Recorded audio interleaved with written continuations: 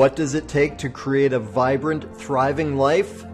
First, the sad news is that Thoreau was right. Most people are leading quiet lives of desperation, lacking in meaning, fulfillment, and vitality. But we choose more. We choose to create extraordinary lives. And the Art of Vibrant Living show entertains you with inspiration, empowerment, and education to create your life into a masterpiece. Let's vibe up. Aloha, y'all. Daniel Aaron here. I am your host, and this is the Art of Vibrant Living show. And yes, inspiration, yes, entertainment.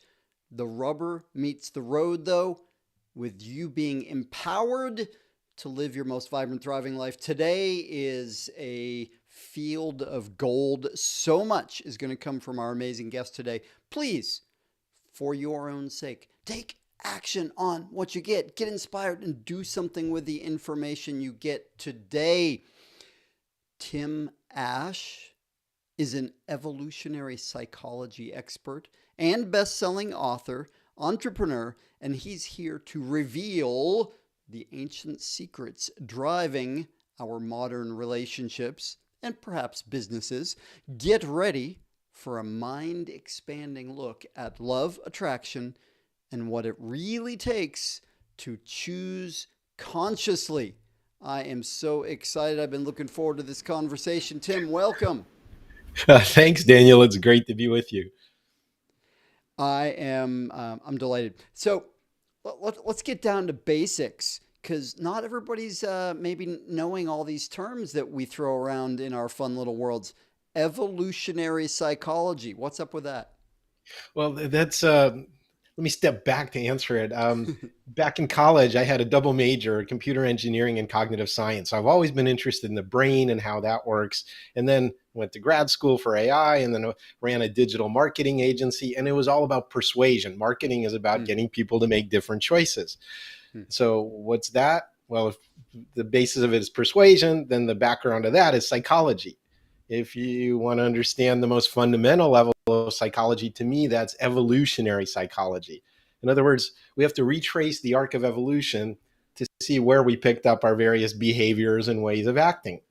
So some things we share with fruit flies, like dopamine, basic like energy metering systems and chasing rewards.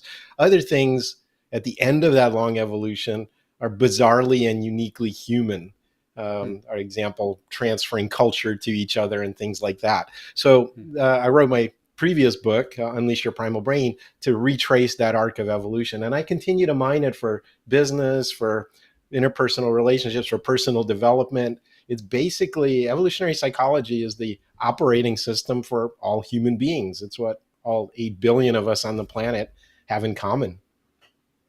Got it. Okay, yeah. And I was just speaking with a friend a couple days ago who's going to study psychology. He's like 50 years old, and I'm like, I didn't study psychology in college. However, since I got out of college, that's been one of my main studies. I feel like it's one of the ultimate cross trainings, because everything is founded on that. Why do I do what I do? Why do they do what they Right. do? And how might I do it differently, right? How can I lead myself? So I love that. And yeah, the evolutionary aspect of it makes a lot of sense, and I think is probably often overlooked. Yeah, because one of the things that covers it up is the fact that we're cultural animals. That's why we took over the whole planet like a friggin' Mm. plague of locusts. Is our life hack is not to adapt physically to each environment we're in. We're all over the planet. It's to adapt culturally. We learn from the tribe around us, and that gives us our edge. But that also means that we have these, slow baking brains that take 25 years to come fully online, and we often confuse these cultural overlays with the bedrock that describes us as a species. So we were so strongly want to hold on to those cultural beliefs that we're really kind of buried all the evolutionary psychology stuff. Yeah, yeah, I'm with you. Um, okay, well, so let's just go straight in deep, and feel free to backtrack us again. But I'm eager to get to the gems here, the strong gems. how does it relate to business? I mean, this is the first part of your work. I think even before you were an author, right? Was digital marketing, persuasion, as you said earlier. So, how does it Yeah. work in business? Well, it works very well in business. I ran a digital marketing agency for about 25 years and ran conferences, wrote books about it. My specialty was making websites more effective, otherwise known as Hmm. conversion rate optimization. And we created 1.2 billion, that's billion with a B, in value for the Googles and Facebooks, Expedias of the world. And probably two-thirds or three-quarters of that value was rooted in this kind of evolutionary psychology. If you apply it to marketing, it's called neuromarketing. Hmm. A lot of people like to do these hacks and stuff, but there have been Nobel Prizes awarded in economics for basically saying people are irrational. Well, no kidding. So evolutionary psychology describes that. So you can find these universal human tendencies, like, for example, that we're more threat focused, or we feel really attached to anything that we own or influence. And that all has very deep evolutionary roots. Yeah, I'm with you. Right, and a related word then would be heuristics, right? The what describes our particular irrationality, why we do what we do.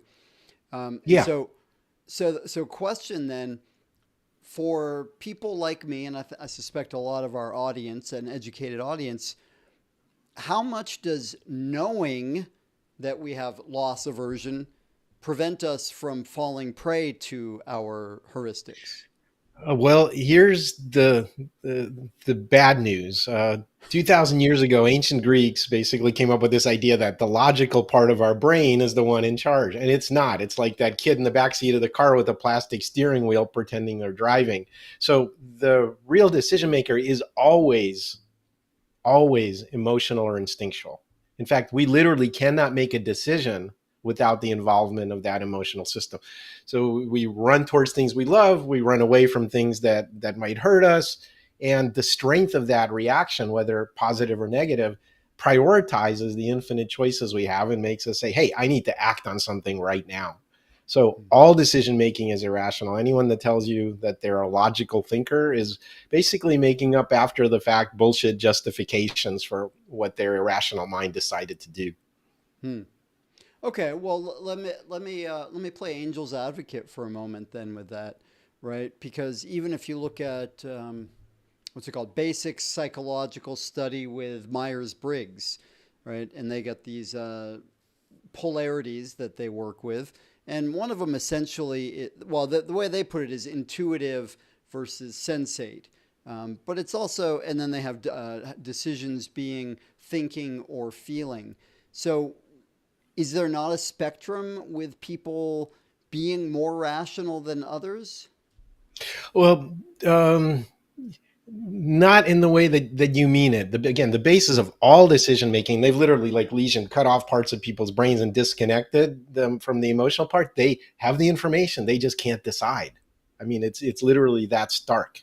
Uh, Hmm. but something like Myers Briggs is not very scientific. It's based on Jungian work, but it was a mother and daughter team that was basically deciding in a large corporation, how do we not misuse you? So if you're very detail oriented, kind of anal retentive, if you will, go be an accountant, and if you're risk taker, go be in sales. It was really designed to place people like that. But there's the only scientific psychological framework that I know has been validated is what's called the Big Five, or the ocean model. The dimensions are openness, conscientiousness, extroversion. What am I missing? Neuroticism, and I'm missing one. Anyway, it's those five dimensions are valid across a wide range of things. Myers Briggs, not so much. Okay. But to your Yeah. point, Yeah. I think what Jung was getting at is, like, so first is, where do we draw our energy, external or internal? So self-motivated or from the environment. That's the first dimension. The second is, how do we take it in, through our senses, or do we trust our gut? Do we need hard evidence, or do we trust our gut? And again, each of these are a spectrum, so you can be anywhere on it. Then the next is, how do we process it? And that is with thinking or feeling. and, Hmm. and and that's, I think, a false dimension, because again, we Hmm. process everything with feeling, pretty much. And the last is, what do we do with it? So that last dimension is, do we leave it open-ended in our perceiver, or do we need to put it in a box and black and white judging? So that's, so it's a useful framework. Again, not scientifically based, and there is no rational thought. All if we have any executive control, we have it early in the day. It's used up. It depends on our blood sugar. And there's a famous study of Israeli judges that would hand out parole much more often if it was after breakfast or after lunch. And but if you ask them why they did it, I'm sure they would deny that it was blood sugar at work. Yeah, it's scary, and especially if one was going up for parole there, but also empowering to know that a bit, right? That's and I'm thinking that this is one of the keys to your work and why you do the work that you do is by being aware of how we actually operate. We've got a better chance of being effective toward what we really want to create in our lives. Exactly. So you can take yourself into account better. And these are just tendencies, but your conscious brain can only process very little information. So, and the unconscious brain is working 24/7, keeping you breathing, keeping you alive, doing literally millions of things every second in terms of processing incoming information. And most of the time, the right answer for your brain is do nothing, because Hmm. doing stuff takes energy. Doing Hmm. stuff involves risk. Doing stuff can lead to failure. So most things don't require our immediate attention. So the default response of the brain is just be on autopilot and just keep doing whatever you're doing. Don't perturb things. Okay. Well, I think I know what you might say to this, but I'm curious anyway. That being the case, what's the impact for entrepreneurs, for marketers, say, in this culture that we live in, attention economy, some people call it, Mm-hmm. right? If the brain's default is do nothing, ignore stuff, what the people that run their businesses and lives on getting attention, how does that work for them? Well, I can give you a tip for entrepreneurs, or why there's insights into an entrepreneur and how marketers should do stuff differently. So the one for entrepreneurs is, as you mentioned, we have a negativity bias. We're much more threat focused. If the bear is running to attack me, that's much more important than whether I'm enjoying this ice cream. And it's about 2.5 to 1, depending on the circumstances, bias. So we're designed to focus on threats. Unfortunately, most businesses are very, very hard to get off the ground. So an entrepreneur, their superpower is saying, fuck you, I'm going to do it anyway. So what Hmm. they're doing is, to make it more reality based, they're counteracting that negativity bias, that 2 to 1 negativity bias. And in a way, you could say, by being extra optimistic, they're having a better model of reality. So they're more likely to succeed. So Hmm. that's how it applies to, I think, entrepreneurs. With regard to marketers, I think the mistake all marketers make is trying to sell happy, happy talk.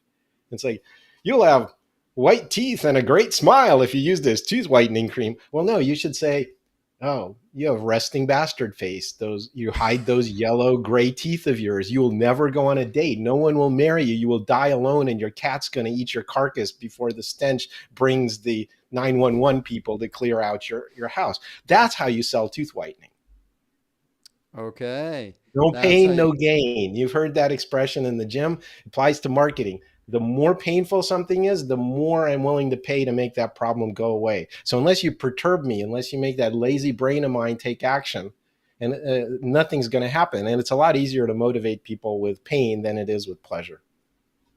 I'm with you. I'm with you. And uh, a coach of mine was speaking recently about that very component, and then it brought a question to me, and I'm curious your perspective on this, right? So if we use pain in order to get attention, especially from people we don't know, is there a place then for people that know us and trust us already to shift from pain focus to pleasure focus? Does that make sense, and is that a benefit?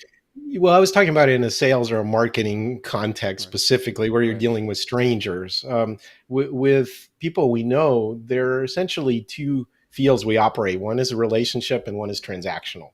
Hmm. So, for example, again, for marketing and sales, we know that anytime you mention money, that puts it in the transactional sphere, and people get more selfish and less likely to help you.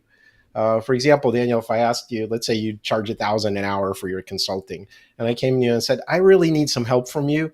I know you normally charge 1,000, but we're friends. Can you do it for 100 an hour?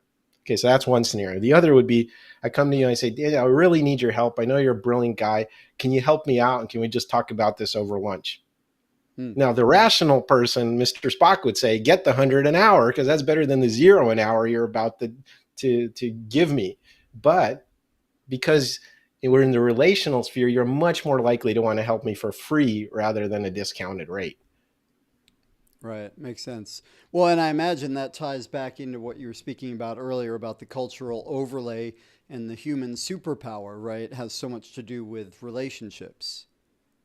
Yeah, and it has to do with more specifically living in tribes. We evolved to Hmm. be in this group of maybe a few dozen to a couple of hundred people max on the plains of the East Africa. And that was our evolution for a couple of 100,000 years, and then we spread out all over the world. We couldn't survive by ourselves. Yeah, all mammals are herd, they have a herd instinct, but people specifically are the most dependent on other animals to survive. So the worst thing you can do is excommunicate someone because that's pretty much a guaranteed death of being cast out of a tribe. So we're very cooperative within tribes and we group norm. And in fact, it's more important for us to be seen as a good team player than it is to be right. And you'll Hmm. see that in a lot of cults and a lot of tribes. That's a survival mechanism to say, well, how can you believe that? Your own eyes are telling you something different. Yeah, but I got to be a good team player or I'm going to be cast out.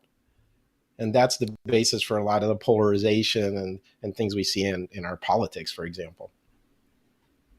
Okay, well, I'm with you, but will you take that a step further? How is that the basis for what we see in politics?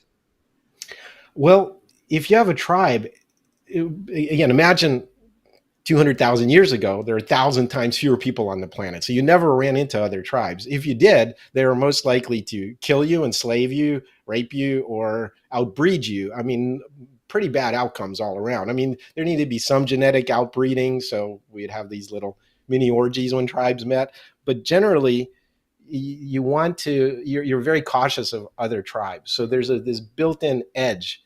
And it's modulated by kind of the mother and a child hormones in our body. So it's either like stranger danger or you're in the in group, like a mama bear. Don't mess with a mama bear near our cubs, right? Humans, we have this third state, which is if we don't know anything about you, you're kind of in this in the middle neutral idea. And drugs like Molly, for example, party drugs, they will shift the people in that neutral space that we don't know their intentions yet into our in group. And that's what makes us think the whole world is so groovy. Hmm. Gotcha. Okay. All right. Well, let's step down this path a little bit further. You've got your newest book is very specifically about relationship, romantic sexual partnership type relationship, Yes. and why did you write that book? Why did you move that way? That's a good question. Well, the previous book, as you mentioned, Unleash Your Primal Brain, Demystifying How We Think and Why We Act, that was a general primer on evolutionary psychology, covers everything. And then I had a chapter in there about men and women and gender differences. And I was getting a lot of both feedback about it and pushback on it. And people Mm, are like, oh, that's not right. That can't be right. Women suck, men suck, depending on who's talking. And so I co authored this latest book, Primal Dating, the Unflinching Evolutionary Psychology Guide to Modern Relationships, with Dr. Limor Gottlieb. And she's got a PhD in evolutionary psychology and focusing on relationships because we wanted to save people a lot of pain. In case you haven't noticed, there's a worldwide, I'd say, civilizational crisis in relationship formation. hmm, People aren't getting married. They're not entering into long-term relationships. The number of under 30-year-old men in the US that have not had sex in a year has tripled in the last decade. Things hmm. are really, really bad. And then these things all have political and social consequences. Everybody's hating on each other. Feminist shock troopers lined up against red pill manosphere assholes. And, they think they're going to win the gender wars when in reality, that's just going to put the human species out of business. So no one's going to win the gender wars. So we wanted to dig below these kind of cultural overlays and say, hey, this is what we are like as a species. These are our tendencies. This explains things. So maybe when you approach relationships, you'll do it more reality based and not with a lot more empathy. Gotcha. Okay. Cool.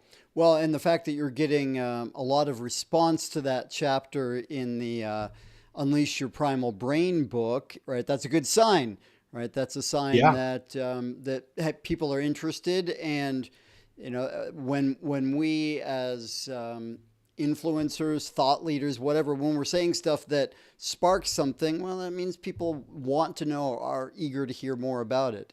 Yes, exactly. That's where the biggest pain turned out to be in all the stuff I had been talking about in the previous book, back to the marketing idea. So I go, well, let's fix that pain next. Right. And so the book, by the way, it's called Primal Dating, but it's not really about dating. I mean, I've had plenty of married couples or people in long term relationships read it.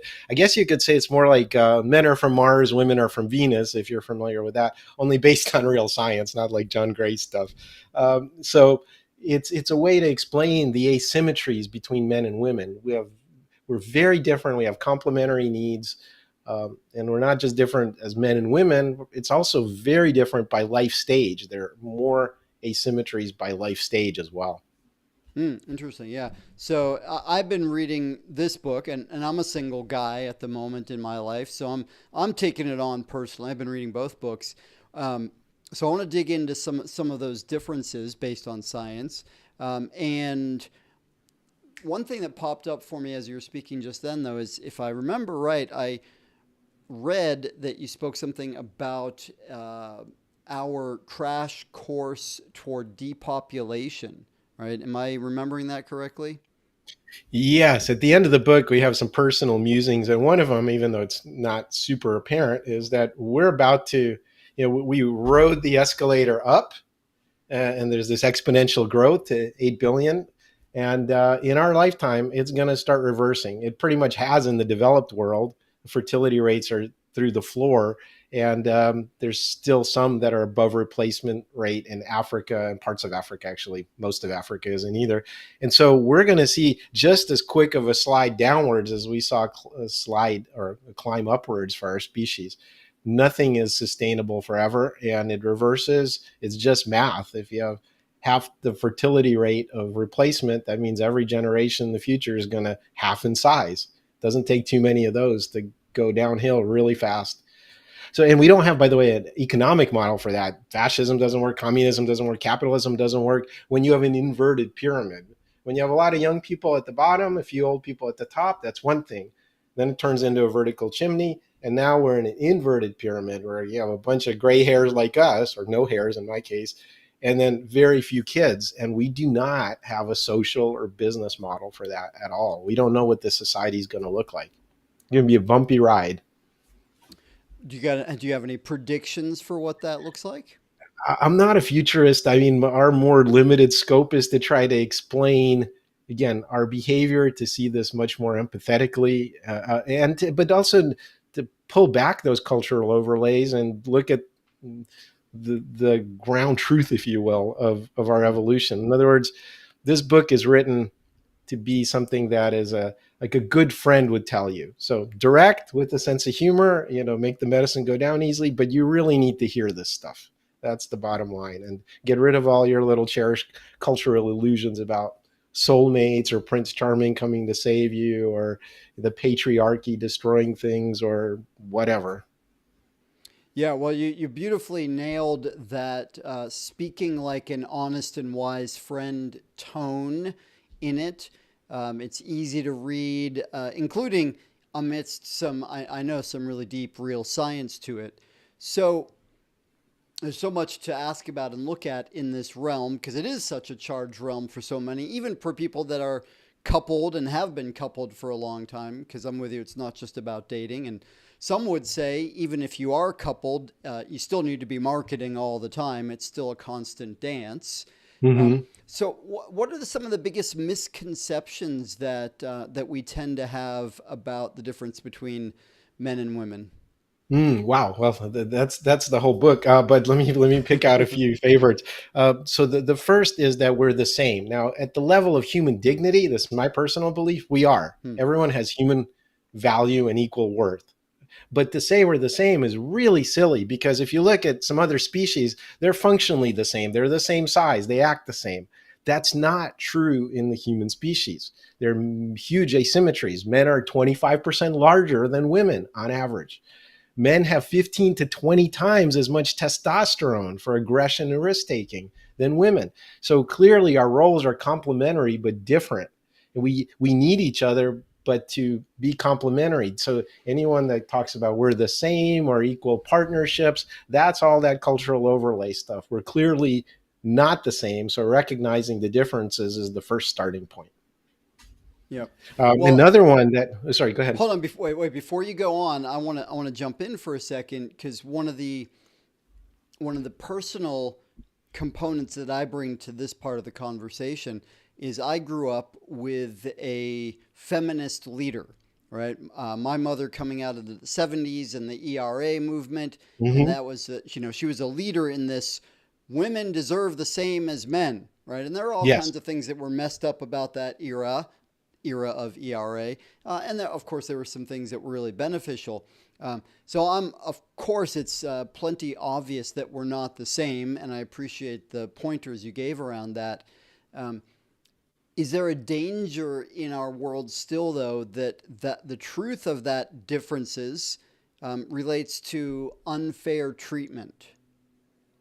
I'm not going to get into the social aspects of it. I'm just going to sidestep that Hmm. one. Okay. But Okay. because I think there's enough misconception at just what's going on level. Hmm. And look, the things have turned. Birth control pill, women's control of their reproduction, the need in all advanced economies for to make effective use of the whole workforce. It's not optional. Okay. And so once you start down that road, Hmm. it's you can't back out of it. And so, like for example, a lot of poorer societies, I'm thinking in the Arab world, for example, where half your population is not contributing economically, you Hmm. lose the Right. civilizational game if you continue down that road. So once you get up on that, we need women in the workforce thing, and women control their reproductive destiny, there are inevitable consequences. So what I would say, there's lies on both sides. There's the red pill goblins have their lies, the feminist shock troopers have theirs. On the women's side, I would say the lies, you can have it all. That's Hmm. Hmm. bullshit. Hmm. Okay, Hmm. choose your career first. Don't be dependent on the patriarchy. Make your financial way through the world. And then you can always just like Prince Charming will come around when you're 39. Doesn't happen. That's not the reality. So women that choose career first are paying a price. They're much less likely to secure an equal value man. And that has consequences. They're delaying childhood. The date of first marriage in the US for women is now 29, up from about 20 decades ago. So what that tells us is that that crossover point between men and women, where they're equal value in the sexual marketplace, is at 30. So women have pushed it as late as they can in terms of first marriage, while they still have a slight advantage. But so this is actually another very important part of the book. There's not Hmm. just an asymmetry from between men and women. There's an asymmetry by life stage. Women have their power handed to them early. 18 to 23, somewhere in that range is your maximum desirability across all cultures, all men's ages. And then it goes down the rest of your life. Men, think about this as a man as yourself, young men are useless. They have very little power. They don't have the lifestyle to attract women, and they don't have the skills or experience or competence to be useful to other men. They have to be trained and mentored and apprenticed. And so young men are at the bottom of the pecking order. Older women are at the bottom of the pecking order. There's a crossover that happens at 30. So after 30, men have on average, a growing and permanent advantage over women. And that's some nasty stuff. There's a lot of middle-aged, highly educated women that'll say, well, I got my MBA and I own my house and still look good in my Lululemons when I do my Pilates. Well, you don't get extra credit for that. If you chose not to enter into a relationship and secure a high value man when your value is higher, those men aren't lining up to date you right now. And the same is true with the hopelessness and deaths of despair of young men as well. There's a lot of suicides, a lot of desperation there, as the modern society has actually distorted this relationship formation and made it very hard for young men. Yeah, okay, fascinating. Well, so let me backtrack a little bit because I think I know what you mean, but I want to be sure. When you Okay. say high value or equal value in terms of partner, man or woman, what does that actually mean? Well, there's a notion, in behavioral economics, and that's kind of a subfield again of how people actually behave when you put certain incentives in front of them. There's a notion of sexual marketplace value. This is like, on average, how desirable are you to the opposite sex? And Mm, with dating sites, it's real easy to pinpoint this stuff. You have sample sizes of millions of people. You can see who they're swiping right or left on, who mm, they're continuing to communicate with, who they end up with, and so on. So it's like this laboratory, this big experiment. And again, we can see that there are these crossing curves, mm, that women's, an 18, 20, 22-year old woman is going to be lusted after her schoolmate friends, their dads, and their dads, even though they should be focusing more on retirement and their 401ks. That's universal. Young women are more attractive because of fertility, because it takes so long to grow a human being into something viable. That you need a long window to be with someone for a long time. And so the younger you are, the more chances of you having a kid and maybe having multiple kids. So those partners are always going to be at a premium. And so women's fertility falls off fastest between 20 and 40. And after 40, very few women have kids. mm. Okay, gotcha. So, all right, that opens up a few doors for us. One is, Pandora's the boxes. yeah, yeah, so many of them. Oh, it's exciting. Well, so uh, different ages in dating that and relationships. That's one question here. Um, yeah, well, actually, let's just go into that. What there's a lot of controversy about this. A lot of people have things to say Oh, about yeah. about the ethics, about the viability. Oh, wait, actually, I want to put that aside because I remember the other thing that I wanted to ask about here. As you're speaking about fertility and it taking a long time to raise a human, Mm-hmm. and the factors that go into relationships and value, of course, part of what's underlying that is we are driven by biology, right? We're driven by Mm-hmm. perpetuating the species, right? Yep. Which is something that a lot of us don't really think about on a day to day basis. At least I don't. Like, I'm not thinking, well, I really want to drive the species forward. I'm thinking, I want to have a good life. I want to have a happy relationship. Mm-hmm. So, so what would you say about the difference between the that survival biological part, um, and another part that maybe is about happiness or even spirit? Mm. How do those parts Okay. All relate? right. Well, let's strip it down. Evolution doesn't give a fuck about your happiness. Okay. Okay. That's the short answer. Evolution cares about you reproducing, and that person, your offspring, reproducing. So life continues. So it's making good enough people and good enough matches in the sexual marketplace for that to happen. Happiness is nowhere in the equation. I'm sorry, but evolution doesn't care about your happiness. And if you talk about what we evolved each other for, so again, big-headed babies take a long time to mature. So women evolved for wanting to find a consistent provider. You didn't have Hmm. permanent houses, you didn't have jobs. Okay, if you didn't bring home meat from tomorrow's hunt, my kids and me are going to die. Hmm. So women had to place their bet on finding the single best option for them.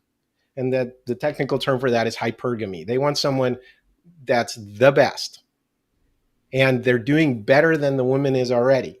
And men, conversely, had to be bred for risk, for being the best, for being the most aggressive, for being the best provider. So if you look at, by the way, we are talking about psychological dimensions earlier, men and women on average are pretty much the same on almost all dimensions.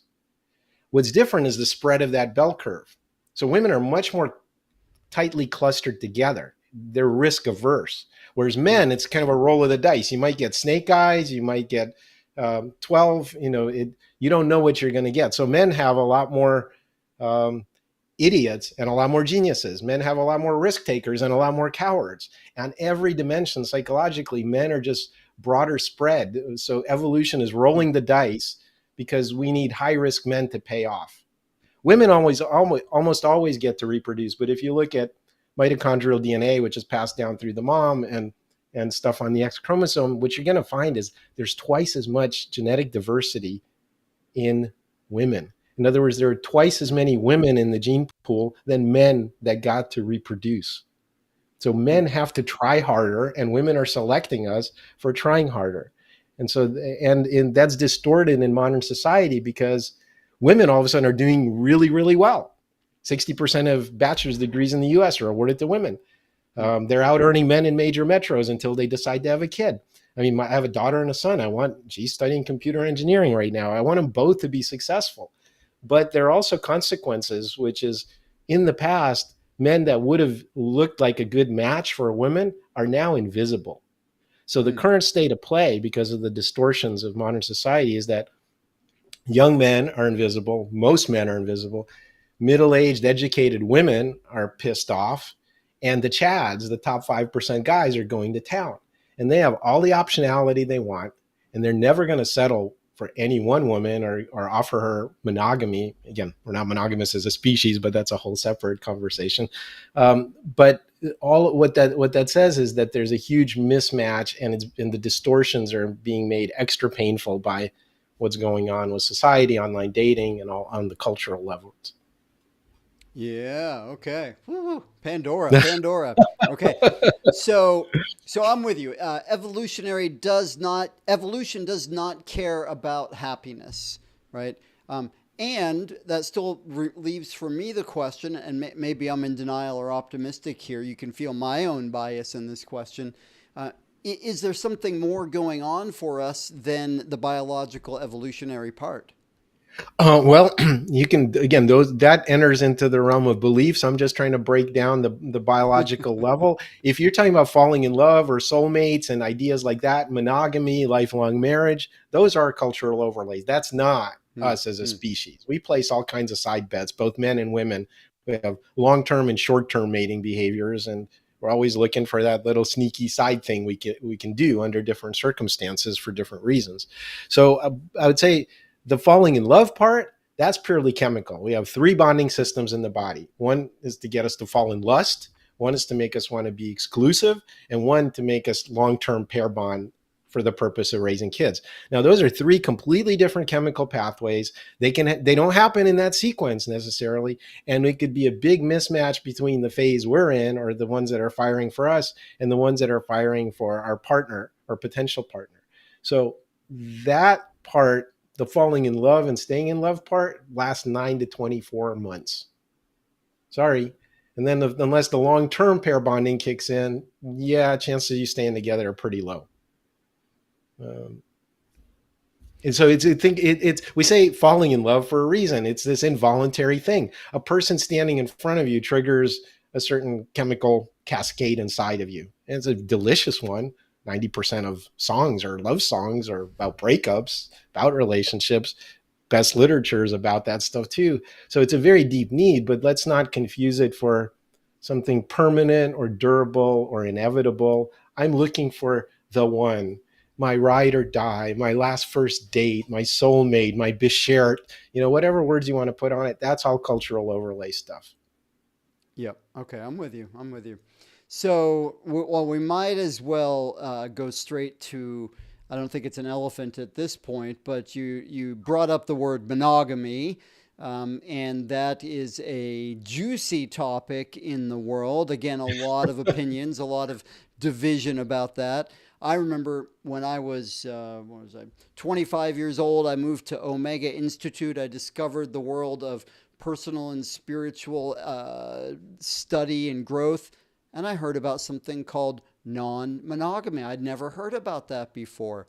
And I was Mm. told that this is more honest, this is a more spiritual way of living. And I said, okay, I'm in. And that Which brought is up, the reaction of every man who ever runs across that knowledge. Yes. well, yes and no, but there's a lot of fear that's built into that lifestyle, and a lot of Sure. pain as well, and there's a lot of programming that keeps us away from it. But in any case, I'm just bringing up that to say that I've been on in lots of different parts of the spectrum of monogamy, non-monogamy, and for different reasons. Um, Yes. so why is it such a charged realm, and what is the real truth of it? Okay. So let's look at other mammals. Those are our closest cousins. The vast majority of mammals are non-monogamous, and they're having free love, mating as frequently as possible. There's just no assumptions about that at all. And then if we could zoom in and look at our close cousins, the great apes, even there's a variety of behaviors. Gorillas, they're silverbacks, they're the chads of that world, and all the other males are sulking in the corner. They have tiny little balls inside their body because they don't need high reload capacity. Hmm. Chimps are pretty promiscuous. Bonobos, pygmy chimps, are like our freaky hippie cousins. They use sex for everything. It's like um, friends with benefits to say hello, friends with benefits to form social relationships. Just let's have sex is their answer to everything. And Hmm. because of that uncertain paternity, they're matriarchal societies. You always know who the mom is. The Jews are very practical about that, and other cultures that track the bloodline through the mom. You always know who the mom is. Not so much on the dad. We grew up in an environment of uncertain paternity. So humans, we're somewhere in between. We have external balls, but they're not huge in terms of reload capacity. So that says that we're stuck in this awkward teenage years of evolution. We're not lifelong monogamous and we're not fully promiscuous. We have jealousy running at really, really high levels. And so we get the worst of both worlds, not the freedom to be fully promiscuous and not the security of being lifelong monogamous. Yeah, yeah, I'm with you. Well, and this seems kind of obvious. Still, I'd love to get your take on it. Why are so many of us um, charged about monogamy or non-monogamy? And why Mm. what's going on a primal level with the jealousy? Well, the jealousy is an attempt to make sure it's your genes in the case of men. So uncertain paternity is the worst thing possible for a man because you might be raising someone else's kid.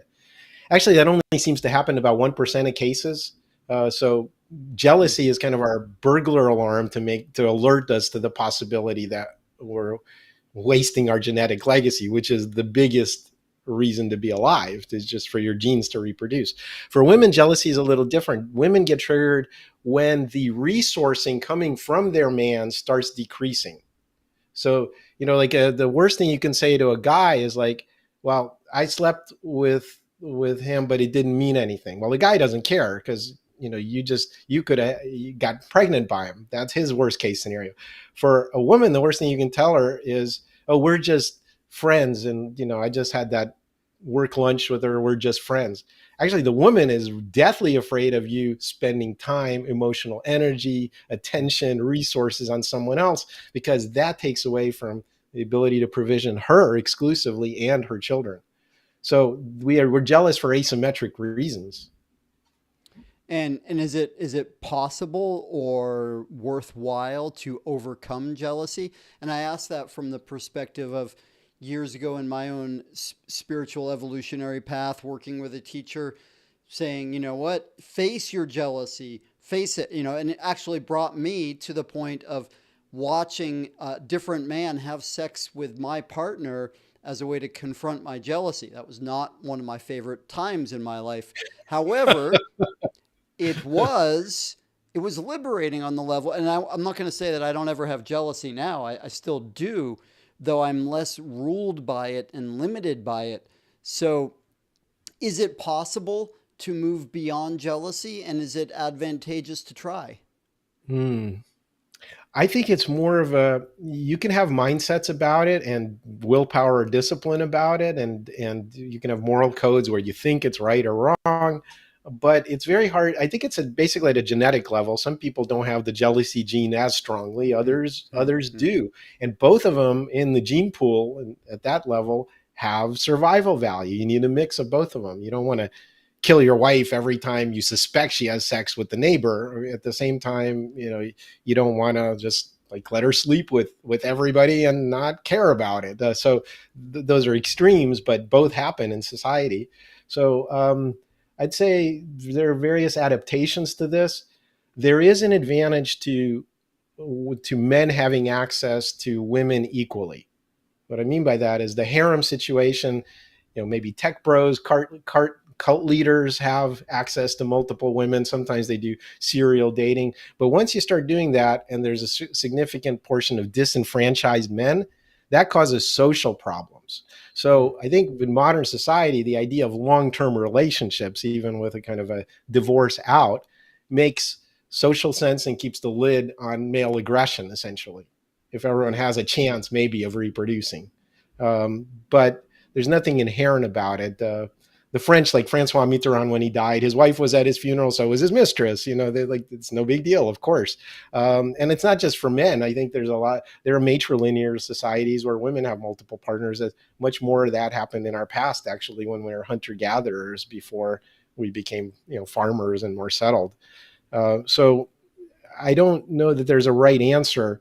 I know for sure that traditional lifelong monogamy marriage ideas are breaking down, not working, because we can swipe right and find a sexual partner within a block of us in the next 2 minutes.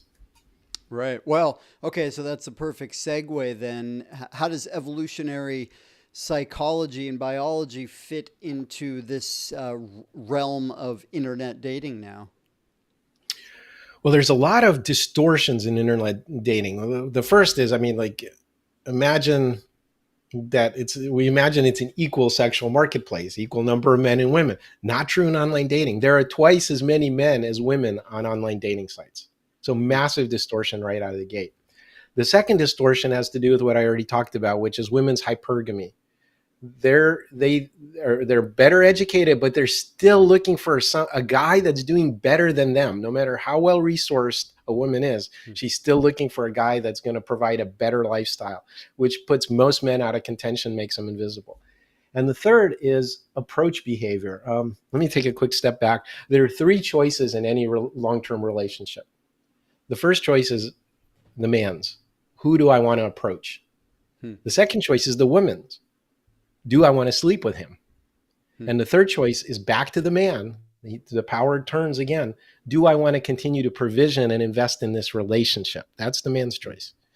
So that first choice of approach behavior, before you would have been shot down. Somebody would have, done something that's like, oh God, you're ugly or whatever, you smell, or not in a million years. That's an in-person approach. Online, there's no such thing. There's just swiping right. It's consequence free. And so women have these inboxes full of hundreds of men's approaches and they think they're special. There are a lot of women these days that literally think they're tens. They're not. Very few people are tens on a bell curve. So unless you're a Victoria's Secret supermodel in your 20s, you're not a 10. I'm sorry. It doesn't matter what in terms of the sexual marketplace. But the approach behavior, like in the words of Spinal Tap, turn it up to 11. The men are having these consequence-free approaches, and the women think that they're all that in a bag of chips as a result. So there's three distortions that I've already mentioned. And then the final one is stranger danger. We have guides in the book for men and for women to understand each other. And one of the things we talk about for men is understand that a woman's foundational concern, whether she's going to verbalize it or not, is personal safety Hmm. from other men for sure, and from her man as of intimate partner violence. And so women are supposed to be cautious. They don't know if you're a raper. Well, guess what? Online, everybody is a stranger. So you get docked a couple of points on a 10-point scale just for being a stranger. So unless you're interacting with women in the real world, online has all these distortions, twice as many men, approach behavior, women's hypergamy, and then finally stranger danger. So that makes it almost impossible to connect these days. Got it. Okay. Well, Tim, time is flying along, and as you can tell, I got a million more questions. Let's pause though and see what haven't I asked you about? What would you love to bring forward, if anything? Hmm. I would focus on the fact that we still need each other, and I've mentioned that in various ways throughout this. But no one is going to win the war of the sexes, Hmm. and the more we base it on these cultural ideas that we have, the worse it's going to get. And so I think that we need to understand human evolution, understand these asymmetries, both by life stage, by gender, by short versus long-term mating strategies, and then have empathy. It's like, oh, I see what you're doing there. I'm not going to get Hmm. pissed off at you because we're having a fight or an argument. I understand that. Let me see how I can make you more secure or more safe or more seen. Um, to go back to your question about is something beyond the animal possible? Certainly. I think my personal belief is we're ensouled beings, that we're not just animals. And so, is it possible to have a rewarding long term relationship? Absolutely. It's rare and it's hard work, and it mostly requires your work on yourself. So, Limor and I are offering this book as kind of that base level of understanding that everybody needs to have if they're going to have successful relationships. Yeah, beautiful. Okay, well, that sparks. I mean, I'll make this my last big question here, or second I'm big happy question. to talk as long as you want. Okay. Many years ago, I was doing some film work. I was creating a film, and as part of that, I was interviewing a whole bunch of enlightened teachers. And for Mm. some reason, this was way before I became a parent myself. Um, for some reason, though, I started asking each one of them, what does it take for enlightened parenting? And universally, they said, working on yourself. And of course, I thought of that just now because you said, in terms of relationship, a healthy, happy relationship long term takes a lot of work, most especially on yourself. Why is that? Hmm.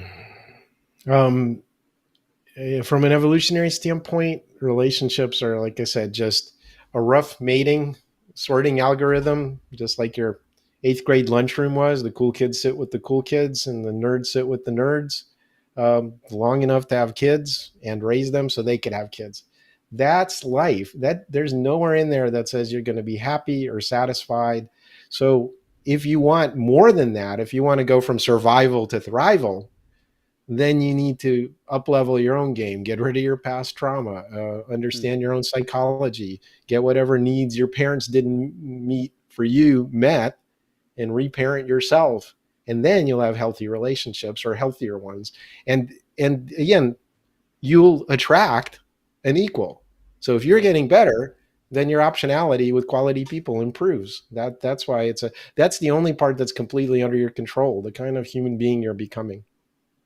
Yeah, which in some ways is in the new agey world, they talk about it as you're always attracting your vibrational equivalent, right? And whether that's Yeah. social value, emotional value, how much healing we've done, that self work is always going to result in better partnership in that way. Does that make sense?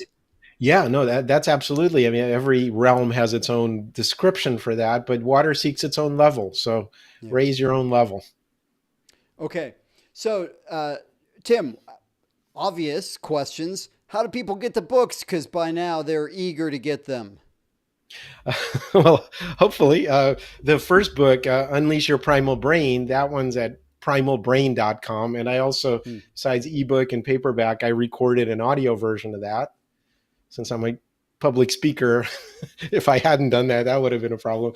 And then Primal Dating is available at primaldating.com, and you can get that in ebook or in paperback as well. I suggest, by the way, the paperback, because you're going to write all over this book. Hmm. It's Hmm. in four parts. It's like our past and evolutionary stuff, how modern society distorts that, and then a men's guide and a women's guide. And you should read both, really, to Hmm. understand yourself and the opposite sex. So you're going to use it as a workbook and write a lot in it, I suspect. So I suggest getting the paperback, or at least in your Kindle e-reader, being able to take notes on it.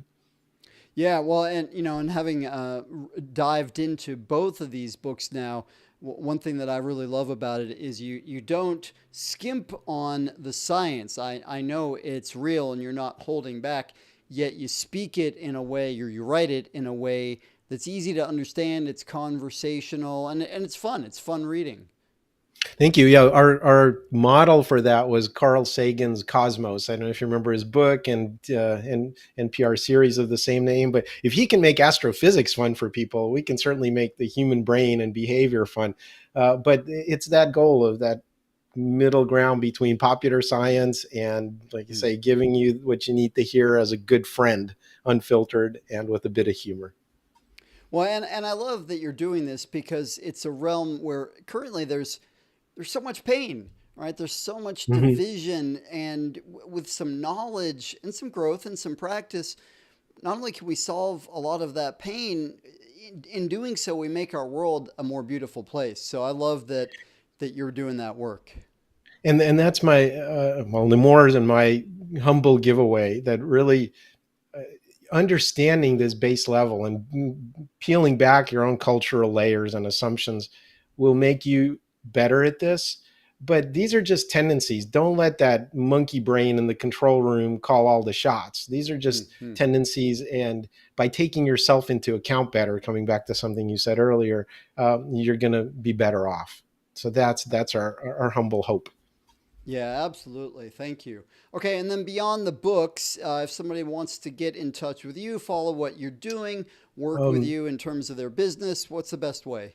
Yeah, LinkedIn's a great place to connect for business, or timash.com, anything related to public speaking, or my executive advisory. I work with senior executives at mid-sized companies primarily, uh, and I'll cover a lot of this from an evolutionary perspective, how to do marketing, grow businesses, improve their corporate culture, all of that from an evolutionary psychology perspective. So timash.com, primalbrain.com, primaldating.com, and on LinkedIn. Excellent. And I love that because I can spell all of those. Um, so, Tim, that brings us to the last question, which is the big question. And I Uh-oh. say it's the big question because, dude, you've got so much experience, so much knowledge, and I am now asking you to distill, to bring it all the way down. If you had only one thing to share with our audience to help them live their most vibrant, thriving life, what's that one thing? Hmm. Understand your brain. All the technology in the world isn't going to help you. AI, hologram suppositories, I don't know what is going to be tomorrow. But if you focus on durable stuff, understanding yourself and other people, you're going to get the widest payoff. It's as close to wisdom, I think, as we're going to get. Hallelujah. Beautifully said. I'm with you. The ultimate cross training once again. So awesome. Tim, thank you so much for the work you're doing on yourself and out in the world and writing these books. I know that's not an easy thing to do. Thank you for taking the time and being with us here today. Oh, it's been my pleasure, Daniel. Very much enjoyed it. Right on. All right. And y'all in the audience, thank you. I love that you're here. I love that you are doing something about creating a more vibrant, thriving life. On that note, if I can be of assistance, please let's connect. Send me an email, daniel@danielaaron.com. Please stay with us and do something with what you got today. Tim brought so much. Be inspired. Take a step. Do something to learn your brain more. We'll be back again soon. Thanks for being here. I love you. Aloha. Mahalo for tuning in to the Art of Vibrant Living show, y'all. I'm Daniel Aaron, and may you live with great vibrancy.